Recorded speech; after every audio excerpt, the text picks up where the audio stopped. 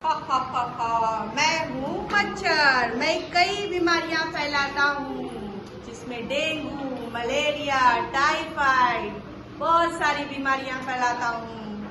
अब मैं किसको काटूं, किसको काटूं, किसको काटूं, किसको काटूं?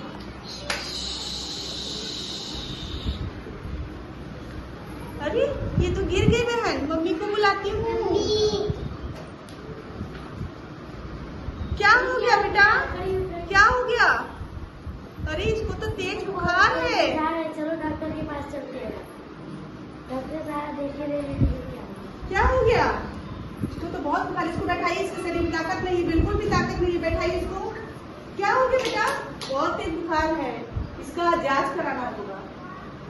जांच कराना होगा तब जाके पता चलेगा कौन सी बीमारी है, डेंगू है कि मलेरिया है। ठीक है, मैं इसका जांच ब्लड सैंपल ले लेती हूँ। अब ये रिपोर्ट आएगी तो पता चलेगा। ठीक है, अब उस हिसाब से मैं दवा कराऊंगी।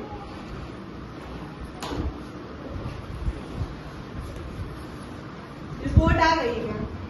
पता है आपके बच्चे को क्या हो गया है? डेंगू हो गया है इसको। इसका प्लेटलेट्स एकदम डाउन हो गया है। ये इसमें प्लेटलेट्स कम होने की वजह से इसके शरीर में ताकत नहीं है। आप लोग ध्यान नहीं रखते हैं। मच्छर है, संचारी रोग इतना फैला हुआ है, आप लोग को ध्यान रखना पड़ेगा कि मच्छर के काटने से बहुत सारे रोग हो रहे हैं, डेंगू, मलेरिया। ठीक है, मैं इसका इलाज कर दे रही हूँ। इसको डेंगू हो गया है, इसका प्लेटलेट्स भी कम है। ठीक है बेटा, तो इस डेंगू का इलाज भी हो जाएगा, इसकी दवाइयाँ भी मैं दे दूंगी। लेकिन आइए हम सब जानते हैं कि इसकी रोकथाम कैसे की जाए और इसे सुरक्षित कैसे रखा जाए। आइए मैं इसका इलाज करा देती हूँ। आइए बैठिए, आइए आप भी बैठिए, मैं बताती हूँ। चलिए आइए हम आप लोगों को संचारी रोग नियंत्रण के बारे में बताते हैं कि संचारी रोग पहले क्या क्या होते हैं। संचारी रोग जैसे डेंगू, मलेरिया, टीबी, पीलिया, फाइलेरिया, दिमागी बुखार, ये सब संचारी रोग के अंतर्गत आते हैं। अब ये रोग होते कैसे हैं? मच्छरों से।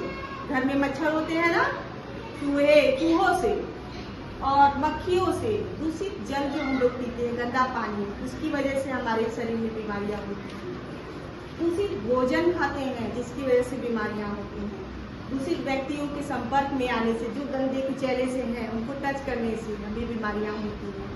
तो उन सभी लोगों से हमें बचना है। ठीक है, अब आते हैं संचारी रोगों से बचने के उपाय कौन कौन से। हमें ऐसा कौन सा काम करना चाहिए ताकि हमें ये रोग न लग सके। सबसे पहले जो कुपोषित बच्चे हैं, कुपोषित बच्चे जान रहे ना, जो इनके पास खान पीन ठीक से नहीं करते हैं, उनके शरीर में कुपोषण हो जाता है।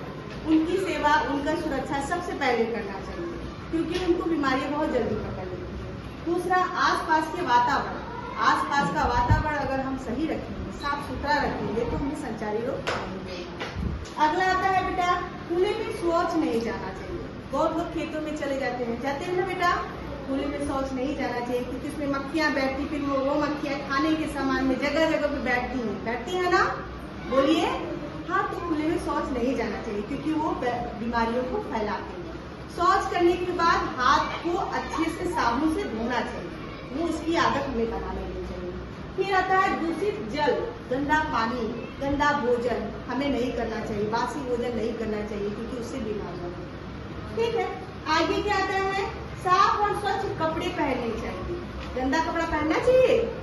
नहीं पहनना चाहिए बेटा। गंदे कपड़े नहीं पहनना चाहिए। नाखूनों की साफ सफाई करनी चाहिए, उसको काट के रखना चाहिए।